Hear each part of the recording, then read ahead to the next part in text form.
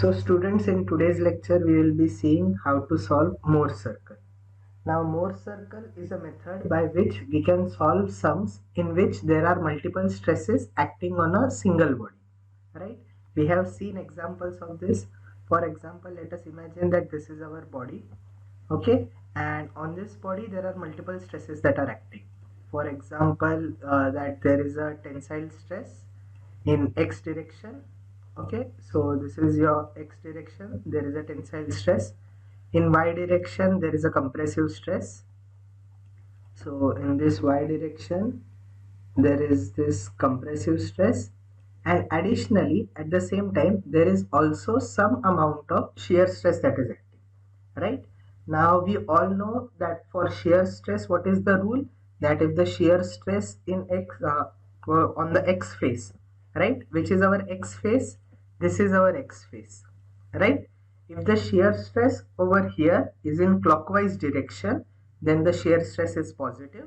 If the shear stress here is in anti-clockwise direction, then the shear stress is negative, right? So for now let us assume that the shear stress is in anti-clockwise direction. Okay, over here this is the shear stress that is acting, right? Sorry, just give me a minute. Alright, so this is acting, I think just a minute. Right, so here this shear stress is acting, and here also shear stress is acting, right? This is what, this will be tau xy. Now at the same time, because shear stress is acting over here, there will be a complementary shear stress which will be acting over here, right? Shear stress always comes in pairs. There is the normal shear stress, there is the shear stress, and then there is the complementary shear stress, right? So this is the diagram. Now let the values be, for example, let this value be 50 Newton, 50 into 10 raised to 6. Okay, this will be 50 into 10 raised to 6. Then let this value be 100 into 10 raised to 6. Okay, let this be 100 into 10 raised to 6, and let this be 50. Okay, it doesn't matter, just to make it simple, because this is the first sum, for you to understand it easily, I will keep it like this. And let the shear stress be something like 25. Okay, I am taking some simple values right now, just so to understand. Afterwards we will take difficult values also. Okay, so this is the question that we have to solve using Morse circle. Now this question can be solved by our analytical method also. We know the formulas for the analytical method, but in exam they will tell you how you have to solve the sum, whether you have to solve the sum by analytical method or you have to solve the sum by graphical method, right? So this is the question that is given to us. Now we will start solving the sum. Now when you are solving this sum, make sure that you are solving it on 2 pages. Here there is your page 1, on this left side you have your page 1, right? Here you have page 1, and over here you have your page 2, right, side by side. So on the page 1 part you can write all the steps that we have to do, and on the page 2 part you can draw the actual diagram, right? So I will separate it into 2 parts. So what is the first step that you have to do? The first step that you have to do is to draw, okay, this is the first step, to draw x-axis and y-axis with suitable scale, right? This is the first step that you have to do. Always remember that graph paper will not be given to you. Okay, you have to do this on your normal paper. So you have to take a pencil and draw the graph, right? So if this is our normal paper, what will we do? We will draw our x-axis and y-axis over here, right? So this will be my y-axis. Similarly, this will be my x-axis. Now see what is happening in this question. In this question there is a force in tensile, right? this force is in tensile and this force is in compressive. So it is on both sides, right?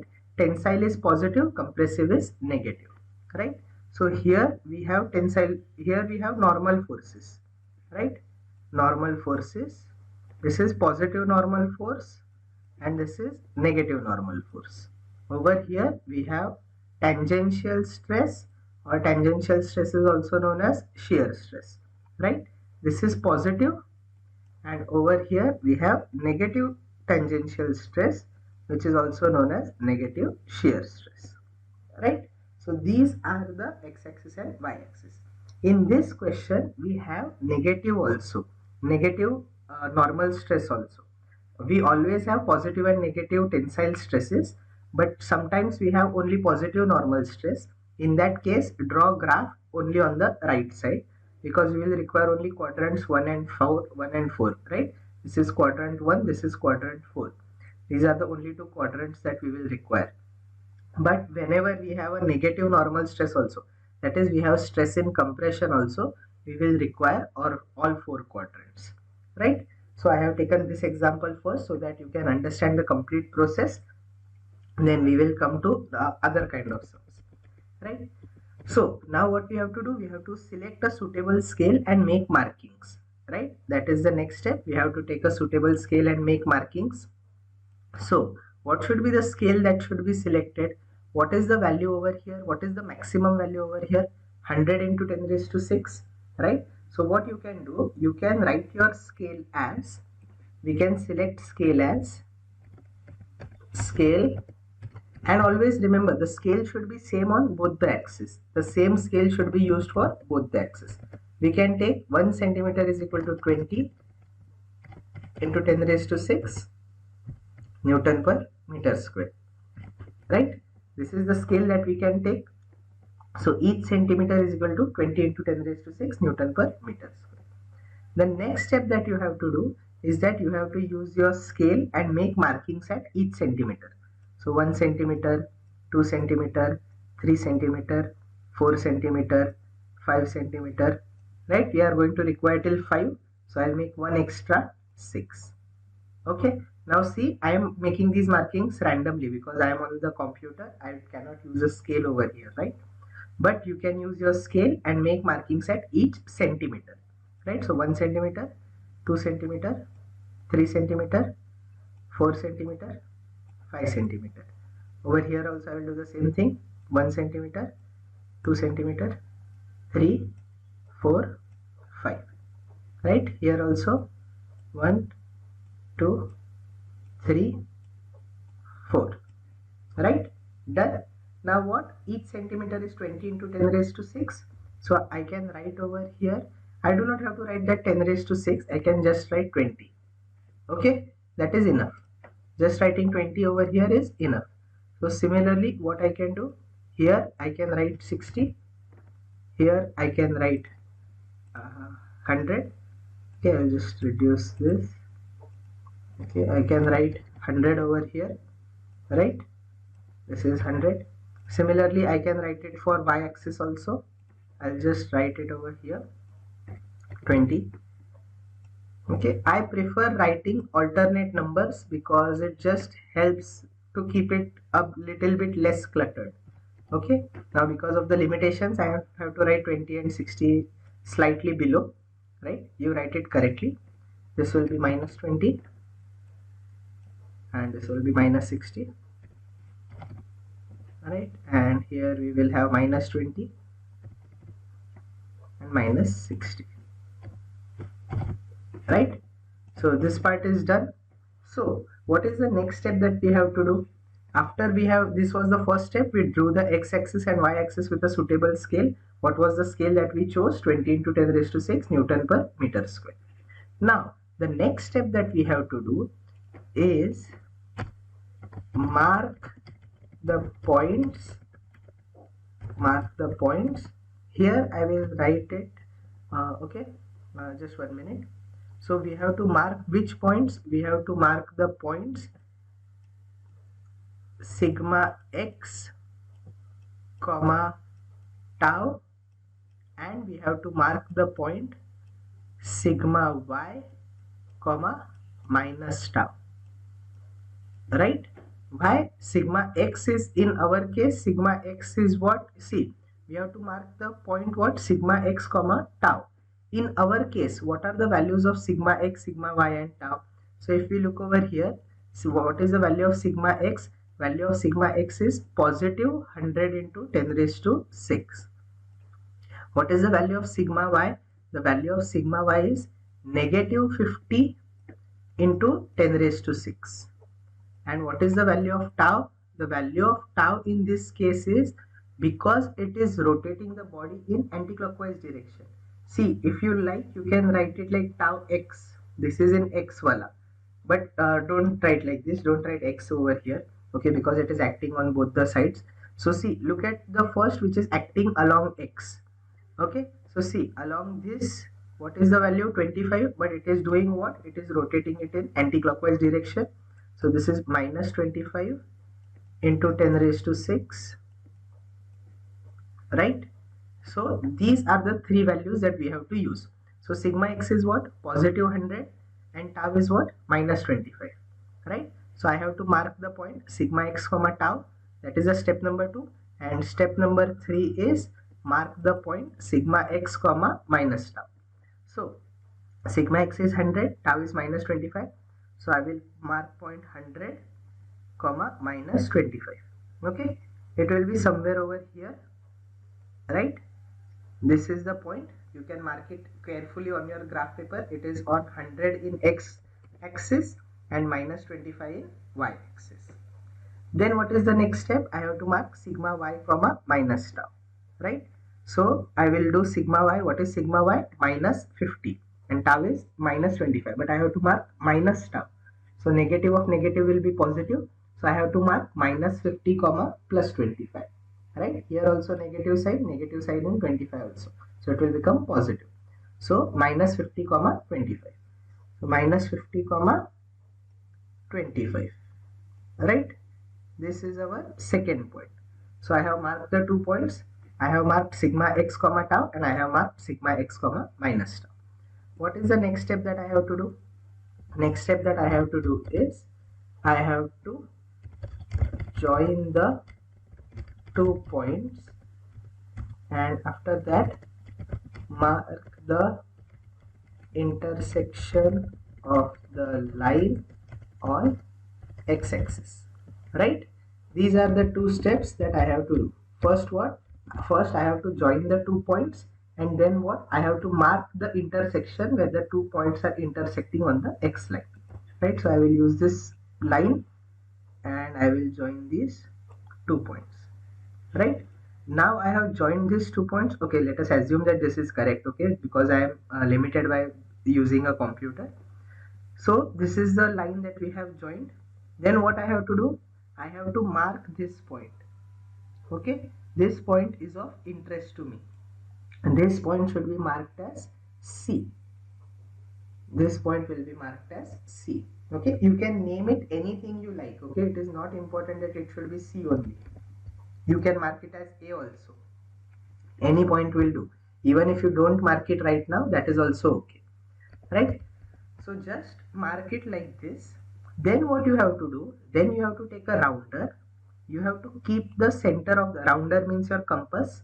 You have to keep the center of your rounder over here.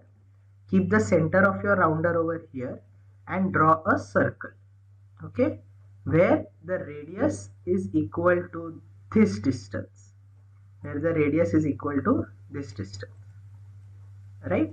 This is how you have to draw the circle. So what you have to do, again I will repeat, keep the center of your rounder over here, pointed end of your rounder over here, then take distance from this to this. Okay, it will be equal to this distance, right? Both the distances should be equal. Once you get these distances, make a circle such that it is cutting both these points. Okay, so that is what you have to do.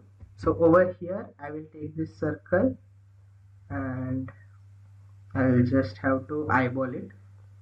Okay, right, just give me a minute. Now I have no idea how to draw this properly. I will just try. Okay, it will be a perfect circle, and the center should be on this, and this will be its diameter, right? Let us say right now that this is the circle that is drawn. Okay, right? Because currently I am limited by using a computer. Let us say that this is the circle that I have drawn. This is my point which I had marked sigma y comma tau, and this is the point which I had marked sigma x comma tau. Okay, so I will name these points. Let this point be A, let this point be B, and let this point be C, right? So this point is A, here this point is B, and this point is what? This point is C, right? Now that you have drawn this, you will see that at 2 points over here, see at this point, just a minute, I will use this dark bigger blue. Okay, I will use this red. See at this point where it is cutting the x-axis, there is only normal stress, right? Here also there is what? There is only normal stress. There is no shear stress, correct?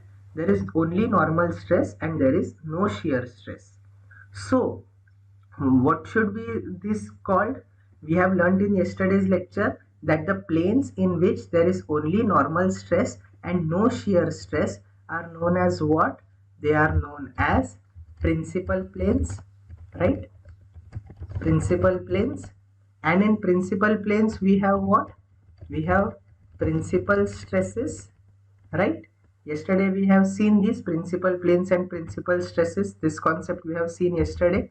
So what happens in principal planes and principal stresses? What do we find out?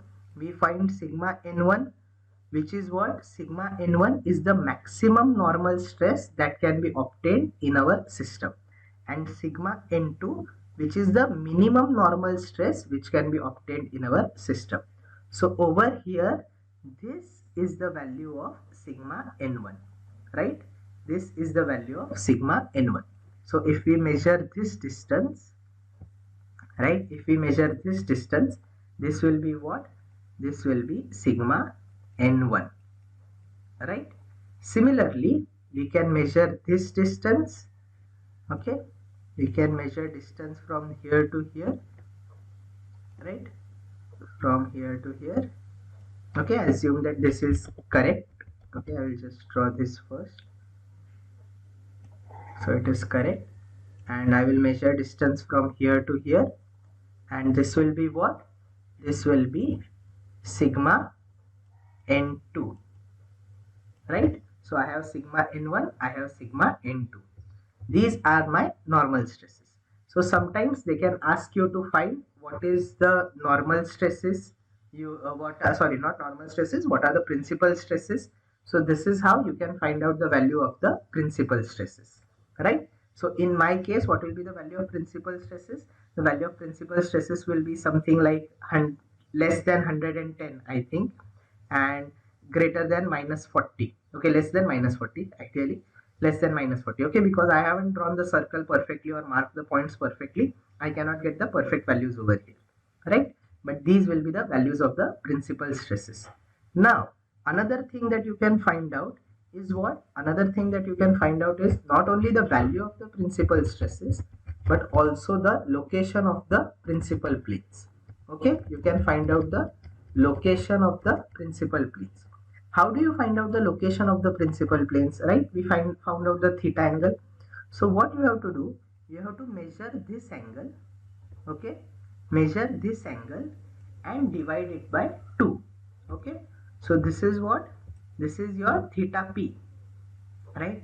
This angle is what? This angle is your theta, this angle is 2 theta p. This angle is 2 times theta p. Okay, this is twice the principal angle. So just measure this angle and divide it by 2, and you will get your angle location of your principal plane, right? That will be what? That will be the location of sigma n1, right? And at the same time, you can also measure your angle like this, and this will be what? This will be 2 times theta P2, right? This is 2 times theta P1 and this is 2 times theta P2. Okay, so these will be your angles, these will be your locations. So using this you can use your protractor, right? Sorry, just a minute, I am extremely sorry. This is not 2 theta P2. I have just measured 180 degree. How will you find 2 theta P2? From here to here. Okay, from here to here, because this is your sigma n2, no? Right? See, this is your normal stress. This is your principal stress too, no? So you have to measure angle from here to here. Okay, this is the angle that you will measure. That will be 2 theta P2. That will be what? That will be 2 theta P2. This is 2 theta P1, right? You just have to divide it by 2 to get theta P1 and theta P2. So we have also found out the principal stresses, we have found out the principal planes. What is the next thing that they might ask us? Okay, I will just clear some of these things over here. Hopefully you have understood how to find out the values of principal stresses and principal planes. Okay, I am just rubbing that part off because I have to explain another things also, and it is becoming too much complicated over here right now. So I will just rub this. So see, too much got rubbed. Just a minute, students. Okay, rub this, rub this, rub this. Okay, so I have just rubbed that part. I will just okay, I can keep this. This is not coming in between. Okay, right? Now sometimes what happens, they give us a plane and they tell us ki what is the stress at this plane, right? They give us something like over here, they give us this plane, they give us this angle as let us say 20 degree, and they ask us what is the normal stress and tangential stress in this plane, right? This is a very common question. So how can we find out the value of the normal stress and tangential stress in this condition? It is very easy, it is not at all difficult. Okay, how can you find it out? Just before going to this, just before going to this 20 degree, I'll just explain you one more thing. Now how are you see, this is what just a minute. No, okay. First I will explain this. Okay. First I will explain this concept. Please. Sorry, I'm extremely sorry. But before going to this concept, I will just like to explain another concept to you. So see, sometimes another thing that they commonly ask is, one of the commonly asked questions is, what is the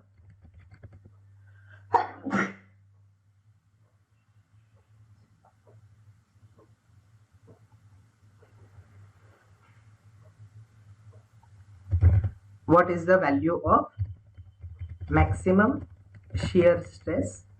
Okay, maximum shear stress is also known as what?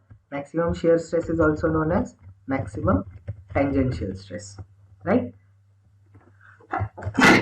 Sorry, students. So this is the value, this is another question that they commonly ask us. What is the value of shear stress, or what is the maximum value of shear stress, or what is the maximum value of tangential stress, right? So how can you find out the maximum value of shear stress or maximum value of tangential stress? See, look at this point. Okay, over here, look at this point, right? What is happening over here? See, over here we have, this is what x-axis is, what x-axis is normal stress, y-axis is what, y-axis is shear stress, right? So here see, when we go from the center of the circle to vertically upwards, okay, what are we doing? We are going from the center of the circle vertically upwards. This will be the maximum vertical distance that we can go, right? In this circle, see, from any other point, if I go vertically upwards, this is the maximum value that I am going to reach from here. From here, this is the maximum. From here, this is the maximum, right? So which is the highest vertical point that I can reach in this circle? This point, right? Vertically up radius. This is the value of the maximum shear stress, right? This is the value of the maximum shear stress. and what is the value in our case? 60, 80, 80 plus something, so between 80 and 90, right? So my circle is not perfect. You can find out the value of your maximum shear stress, but this value is the value of maximum shear stress, right? Tau max, or you can also write it as sigma t max. And what is the value of minimum shear stress or minimum tangential stress? So you can drop a perpendicular from here to here, right? That is your radius, and you can measure this as tau min, right? This is the minimum shear stress. It will be just negative of tau max, okay? Or it can also be called as sigma t min, right? So this is the minimum value of shear stress and this is the maximum value of shear stress, right? So hopefully this concept is clear to you. Now another thing that I wanted to explain to you was this concept, that they tell us that there is a plane at 20 degree and they ask us what is the normal stress and what is the shear stress in this case. So what you have to do, this angle given, theta given to you is what? Theta given to you is 20 degree. So what you have to do, you have to just multiply this theta by 2. So what is 2 theta? So 2 theta is equal to 40 degree, right? 2 theta is equal to what? 2 theta is equal to 40 degree. So from this axis measure 40 degrees, okay? From this axis measure 40 degrees. Now sorry, 1 minute. So when you are measuring that 40 degree, how do you have to measure that 40 degree? See, from this plane, in what direction are you going? You are measuring the angle in what direction? You are measuring it in clockwise direction, right? See, imagine this, okay? I am just drawing this over here again. This is the vertical line, sorry, and this is the angle line. So how am I measuring this angle? For measuring this angle, see, I am going in clockwise direction, right? I am going in clockwise direction. This is 20 degree clockwise direction. So from here also what I have to do, because this is going in clockwise direction, so the angle is in clockwise direction, so we also have to move in clockwise direction, okay? This is a very important thing. So see, I had moved in anti-clockwise direction. I had moved like this, right? So you cannot move like this. If it is in clockwise direction, you also have to move in clockwise direction. So from here, if it is 20 degree, the angle theta is 20 degree, you move by 2 theta degree. So I move 40 degrees in this direction, okay? I move 40 degrees in this direction. By moving 40 degrees in this direction, I will draw a line over here, okay? Once I draw a line over here, then I can find out the normal stress and shear stress, right? If I just drop a perpendicular from this point over here, right, then this value from here to here, this value will be what? This value will be my sigma n, right? Sigma n for this angle theta. Similarly, what will be my shear stress? My shear stress will be this much, right? Sigma t theta, okay? See, this method might look a bit cumbersome, that we have to draw this circle, we have to draw these lines, but see, it is very simple, right? It is so simple. We do not have to remember all those big formulas, right? And speaking of formulas, see, all the formulas that we are using can be found out using this Morse circle, right? All the formulas that we are using. For example, what is the formula for sigma n1 that we are using?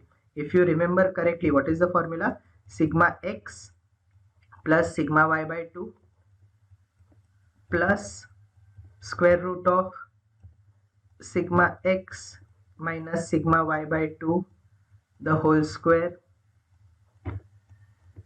plus tau square, right? Where are we getting this formula from? See, what is happening over here, or what is sigma x? Sigma x is till this point, right? What is sigma y? Sigma y is till this point. Basically what we are doing by sigma x plus sigma y by 2, we are finding the value of this center, okay? What are we doing by sigma x plus sigma y by 2? We are finding this center. So that is this much distance. The first term is what? The first term is this much distance. Then what is the next thing that we are doing? Sigma x minus sigma y by 2 the whole square plus tau square. What are we doing over that by doing that? See, you can see what is the shear stress over here, right? And what is this distance, right? Basically, by doing this, we are trying to find out this remaining distance. Okay, that is what we are trying to do over here. So this is what, from here to here, this distance, if we do it geometrically, we don't have the derivation in our syllabus. That is why I'm not explaining the derivation. But basically, we measure the distance from this to this, and that is what we are getting in this. Okay, so this is how these formulas came. So hopefully the first sum is clear to you. I know there is a lot of stuff that I have taught you, so I will explain one more sum, and with that sum hopefully everything will be clear to you. Okay, so we will do one more sum right now. So this is the second sum that we will be solving. So here what they have given us, at a point in a strained material, principal stresses are what? 100 Newton per mm square tensile and 40 Newton per mm square compressive. Means sigma x is positive, sigma n is negative, right? Determine graphically the resultant stress. This does not have shear stress. Okay, this does not have shear stress. Okay, I will just not take this one right now. I will explain this also afterwards, but we will take one with shear stress right now so that that is clear to you, right? So let us take this sum. At a point, two mutually perpendicular directions, stresses are 80 Newton per mm square and 40 Newton per mm square, right? So what we have sigma x as 80 and sigma y as 40, and they have given us what? They have given us shear stress of 60 Newton per mm square, right? They are asking us graphically the normal stress, shear stress and resultant stress on an oblique plane inclined at an angle of 45 degree with the axis of minor tensile stress, right? Now how can you solve this sum using our normal method? See, using our normal method you can use the formula. What is the formula that you can use over here? Here first of all I will write the given data. Okay, then we will solve this. Just let me write. So we have sigma x is equal to 80 into 10 raised to 6, right? So we have values of sigma x is equal to what? They have given us 80 into 10 raised to 6 Newton per meter square, and it is what? It is tensile, right? Similarly, we have sigma y.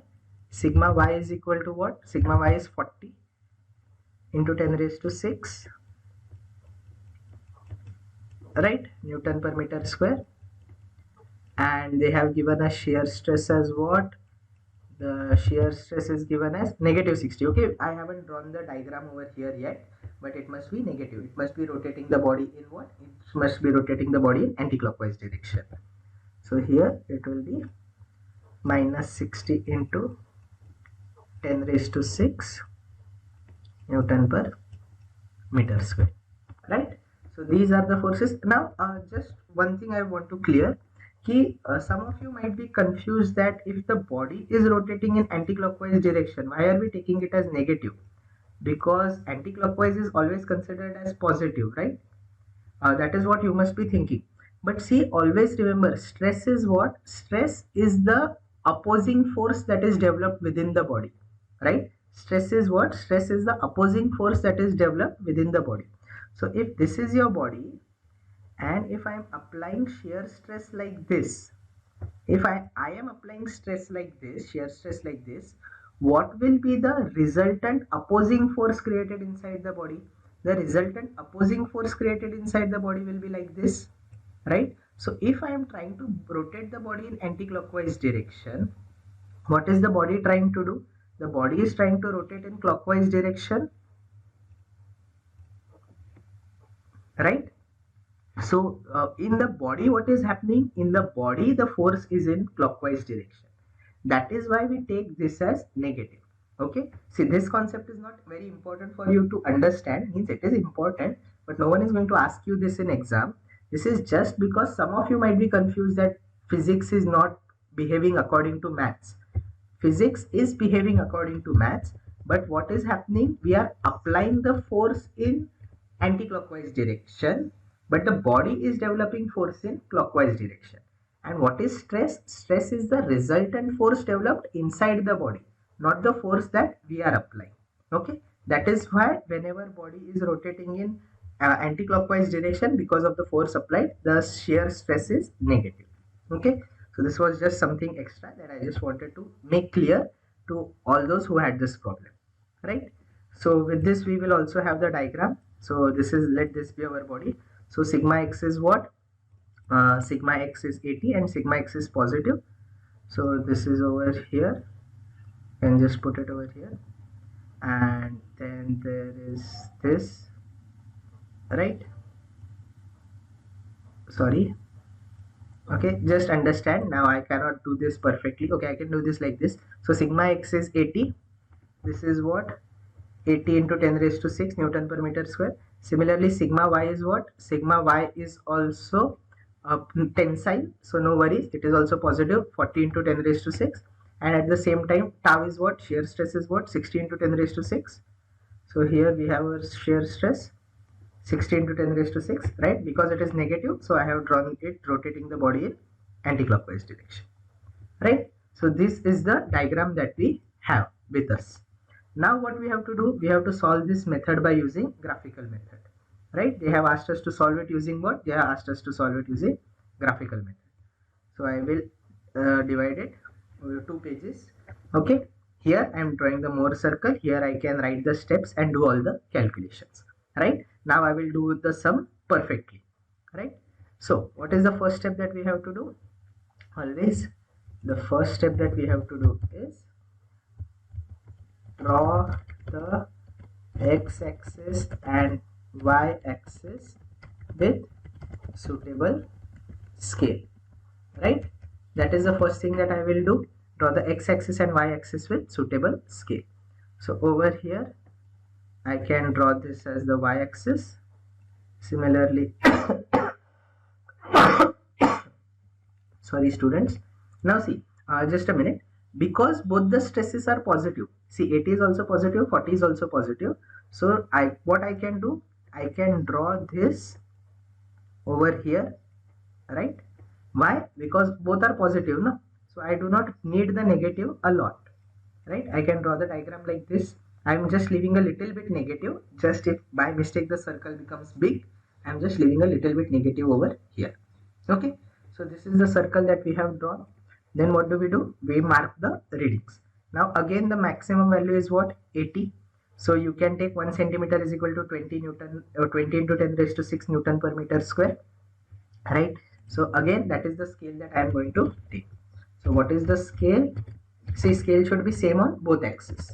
So on both axes, 1 centimeter is equal to 20 into 10 raised to 6 Newton per meter square, right?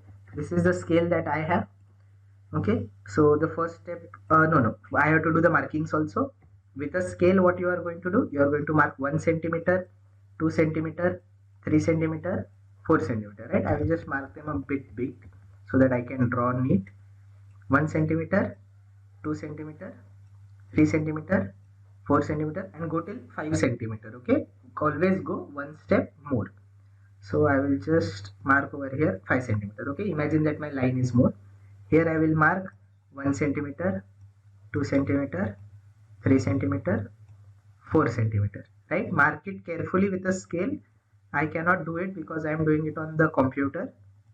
3 centimeter, 4 centimeter, right? This part is done. First step is done. What is the second step that we have to do? Second step is sorry. Second step that I have to do is mark the point. Okay, so which point do I have to mark? I have to mark the point sigma x comma tau, and I have to mark the point sigma y comma minus tau. Okay, these are the points that I have to mark: sigma x comma tau and sigma y comma minus tau. What is sigma x? 80, and what is tau? Minus 60. So I have to mark 80 comma minus 60. So this is 20, 40, 60, 80. right? This is 80 and this is minus 60. So 80 comma minus 60 will be somewhere over here, right? This is the point that I have, 80 comma minus 60. Similarly, what is sigma y comma, see all is into 10 raised to 6. I have just skipped the 10 raised to 6 part. Then what is sigma y comma minus tau? Sigma y is 40, minus tau is minus of 60, so 60. So sigma y comma tau is what? 60 comma 40. Sorry, 40 comma 60. So 40 comma 60. Right? This is the second point that I am getting. Now what is the next step that I have to do? Next step I have to do is join it with a straight line. Right? That is the next step that I have to do. I have to just join the 2 points with a straight line and mark the point where the line cuts the x-axis, right? So what I am going to do, I am going to select a line and join these 2 points, right? Now that I have joined these 2 points, I also have to mark this center point. This center, okay? So let this point be A, let this point be B. So this point is, center point is C, right? So this part is done. Now what is the next step? What is the sixth step? Draw a circle with center at C and diameter equal to AB, right? So I have to draw what? I have to draw a circle with center at C and diameter is equal to AB, right? So that is what I will do right now. I will draw this circle. Okay, now see, because of our limitations I have to draw like this only.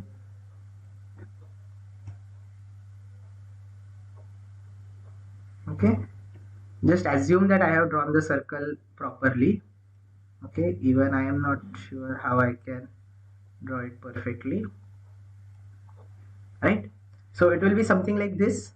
Okay, definitely this will be the circle that I will be getting. The center should be what? Center should be over here, and this AB is the diameter, means what? BC is the radius or AC is the radius, right? So what you will do, you will keep your rounders tip over here. You will keep the rounders tip over here, take this as the radius and draw the circle, right? So that is what you will do. So after that step is done, what is the next step? You can mark sigma n1 and sigma n2, right? Over here, this will be what? This will be sigma n1, right? Normal principal stress 1, and this will be principal stress 2, sigma n2, right? You can also find the angle of sigma n1 and sigma n2, right? You can find the angle of sigma n1. This will be what? This will be theta p, sorry, this will be 2 times theta p1, right? Similarly, what you can do, you can calculate this angle using your protractor. You can measure this. It will be what? 2 times theta p2, right? So this is how we can find out the principal stresses and the principal planes. You can at the same time, see, this is not required in our sum, so I am deleting this, but you can do that, this also. Then what you can do, you can find out the value of maximum shear stress and you can find out the value of minimum shear stress, right? So this is what? This is tau max. Tau max is also can be called sigma T max, right? Maximum tangential stress. And this will be what? This will be tau min, okay, or sigma T min, right? You can find out. You can also find out the angles of these points, right? You can calculate this angle, right? This will be what? This will be 2 times theta t. Just as we have theta p, which is the angle of the principal plane, we also have theta t, which is the angle of the plane with the maximum shear stress. This can be 2 theta 1. Similarly, if you measure this angle, right, from here to here, this will be what? This will be 2 times theta t2, right? So you can measure these angles also, but this is also not asked in the question right now, so I'm deleting this, but you can calculate it. Okay, they haven't asked sigma or t min or t max, right? So I will just rub it off right now.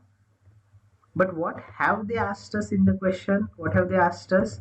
See, they have asked us determine graphically the normal stress, shear stress and resultant stress on an oblique plane inclined at an angle of 45 degree. Okay, so what is the angle? Angle is theta is what? Theta is 45. So what will be angle to theta? 45 into 2, 90 degree. So what you have to do? From here you have to measure. And what is the angle? See, 45 is like whether clockwise, anti-clockwise, it doesn't matter.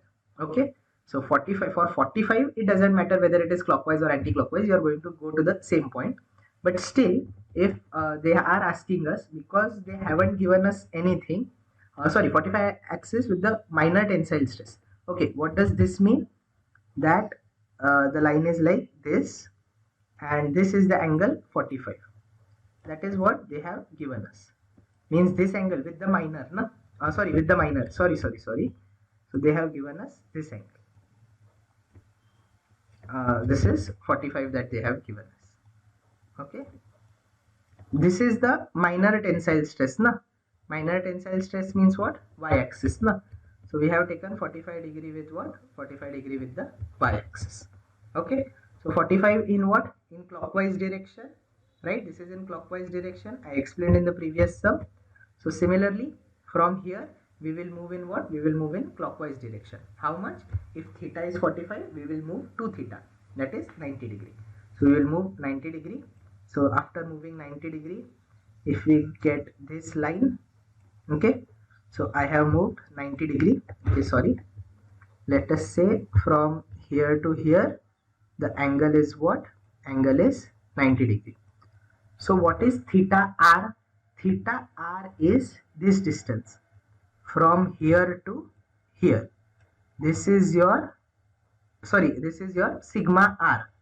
This is the resultant stress on the plane, right? This is the resultant stress on the plane. What is sigma n? Sigma n is this much. This much is sigma n, right? And what is sigma t? This much is sigma t, right? Okay, that is what they have asked us. They have asked us what is the normal stress? Sigma n. What is the shear stress? Means tangential stress, sigma t. And they have asked us what is the resultant stress? Means sigma r. So this length is sigma r, this height is sigma t, and this length is sigma n, right? You can calculate the length and multiply it by the scale, right? So let us say it is like 2 centimeter, 2.25 centimeter. Okay, let us just say, I do not know the exact value, okay, because I cannot draw it exactly, but let us say that it is 2.25 centimeter. Okay, so what are you going to do with 2.25 centimeter? You are going to multiply it with what? 20 into 10 raised to 6. You are going to multiply it with what? 20 into 10 raised to 6. Why? Because 1 centimeter is equal to 20 into 10 raised to 6. So what are you going to get? Okay, I'm sorry, just 1 minute. So okay, so we can do this 2.25 into 20, 45 into 10 raised to 6. That is the value that I will be getting. 45 into 10 raised to 6 Newton per meter square. That is what this 2.25 centimeter was my sigma n, right? Similarly, I can find out sigma t. Sigma t is less than 2 centimeter. Let us say you can calculate it accurately with your scale because you are drawing it on the real paper, right? Let us say it is 1.7 centimeter. Okay, so 1.7 centimeter into 20 into 10 raised to 6, right? So here again I can multiply this, and what am I going to get? 34 into 10 raised to 6 Newton per meter square, right? That is what I will get. And for sigma r, what you will do? For sigma r, you will measure this distance, right? Now this distance should be like something like 79 divided by 2 म्हणजे 80 4 च्या आसपास means it must be something close to 3.9 centimeter.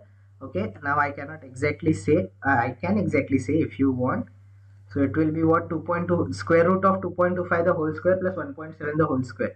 So 2.25 the whole square is plus 2.89, and we can find out the square root of this. So 2.8.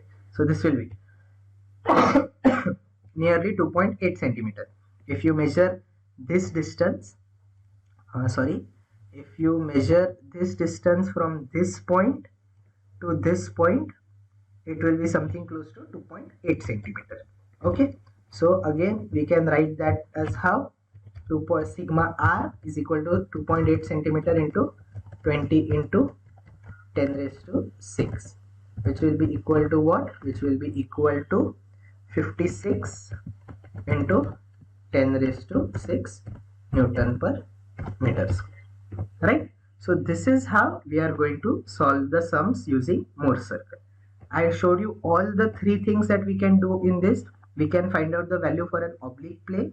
We can find out the value and all these. Okay, we can find out the value for oblique plane. We can find out the values of principal stresses and planes, and we can find out the location of the principal planes also, right? We can also find out the value and location of the planes where the shear stress is maximum and minimum also. That is why Mohr's circle is so much easier than using the analytical methods. Okay, so with this I will end today's lecture. We will practice these sums more in the coming lecture. Okay, so thank you.